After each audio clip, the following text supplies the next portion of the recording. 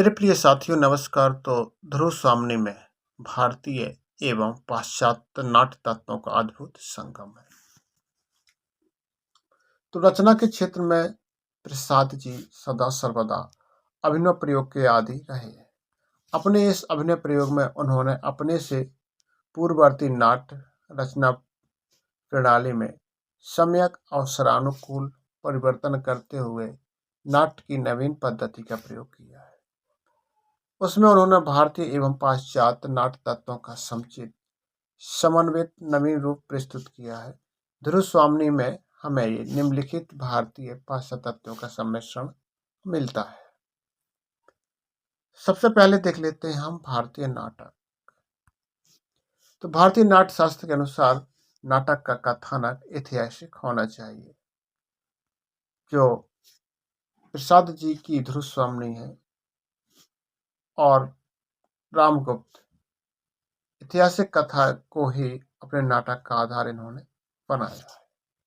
दूसरा है इसमें भारतीय नाट्य शास्त्र में जो नायक के गुण होते हैं उनकी विशद चर्चा होती है। यद्यपि इस ध्रुव स्वामी नाटक में कथानक होता है वो ध्रुव स्वामी पर आधारित होता है, क्योंकि ध्रुव स्वामी इस नाटक की नायिका है। अतः परंपरा का प्रयोग करते हुए प्रसाद जी ने ध्रुव स्वामी को एक आदर्श नारी के रूप में सर्वगुण संपन्न बताया है। नाट्य शास्त्र के अनुसार नाटक का एक प्रमुख अंग रस भी होता है।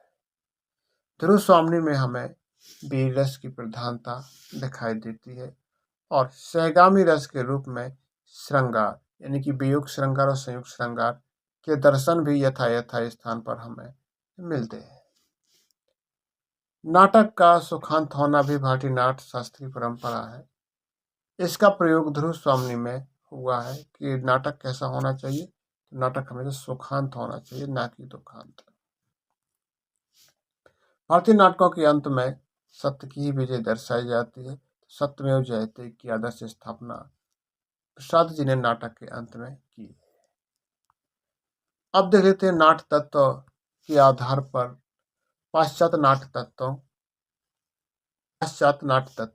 संघर्ष और द्वंद्व का होना पाश्चात्य नाट्य शास्त्र की एक बहुत बड़ी विशेषता है, जिसमें दर्शन हमें ध्रुव स्वामी में मिलते हैं।